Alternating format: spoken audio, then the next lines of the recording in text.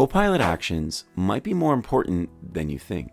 I want to spend a little bit of time walking you through 3 important reasons that Copilot Actions are actually really important and what they might mean not just for the months ahead, but for the years ahead as you continue your own journey with AI and AI enablement in your organization. Now, if you haven't heard of this, Microsoft 365 Copilot has had quite a few announcements. One of them was this idea of being able to create, share, and distribute actions that users could then use to automate, repeat, and sequence different activities that they would do with Copilot.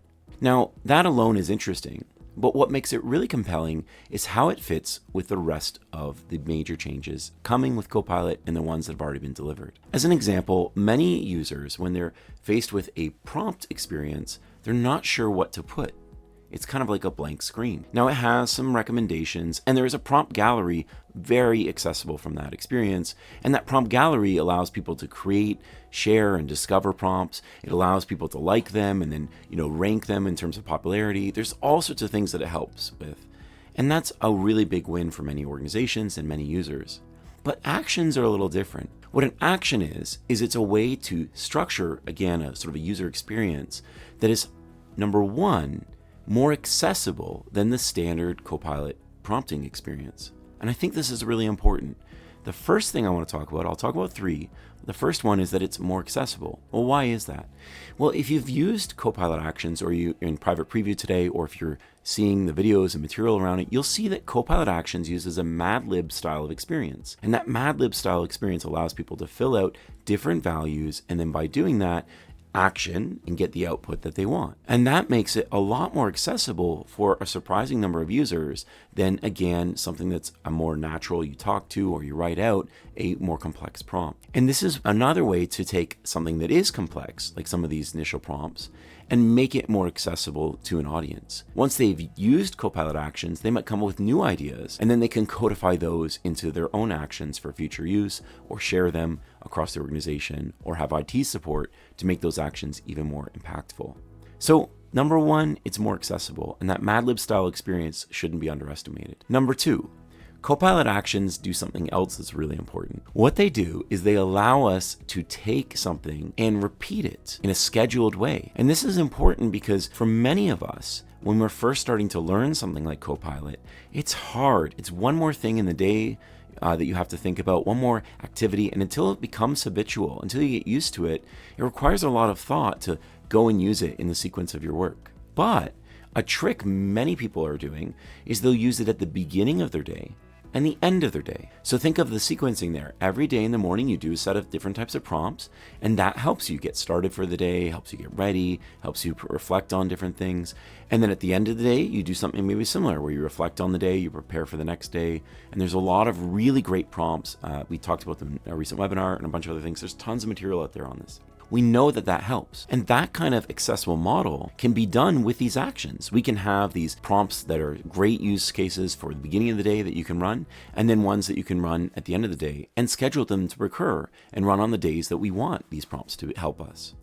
That's number 2. This idea that it's accessible. It's not, just pure Power Automate or really complex interfaces. It's an accessible end user, business user, not lowercase d developer interface that allows people to both use these prompts more effectively with the Mad Lib style experience, and then 2, actually be able to establish prompts that will help them in the ways that they want, in a scheduled and recurring way. The third thing, and this is a really important thing, is what this actually means when you take a simple action and you make it not one thing that the Copilot experience is doing for you, but actually a set of activities it's doing on your behalf.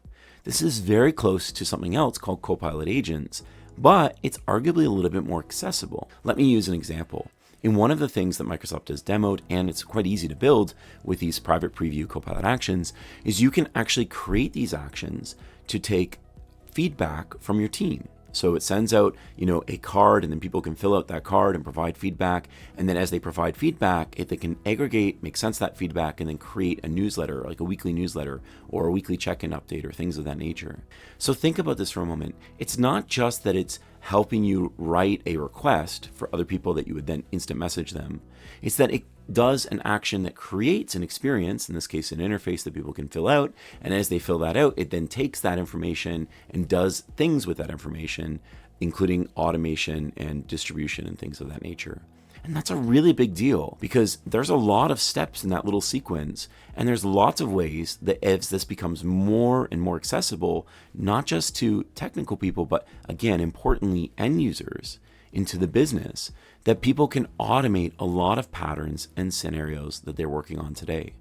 And that third one is really important to look at as we move forward, because in the near future, it will become a common thing for not just core experts to build these types of actions and share them across teams, but for individuals to create actions that make sense and help them in their day-to-day, people-based, lowercase p process work that they're doing. And that is a big deal because then when you overlay that with Copilot agents in SharePoint and interpreters and facilitators and the many, many other key announcements that you've heard and that set us up for a really strong 2025 of agents, we can't forget about the importance of actions during that agent era of 2025. So I hope you're as excited as I am about actions. I think they're going to be a big win for a lot of adoption patterns. I think you're going to find a lot of useful individual use cases for them. And I think you're going to find a lot of team-based models where they make a big impact. And now you even have frameworks besides the action center and sharing those actions like agents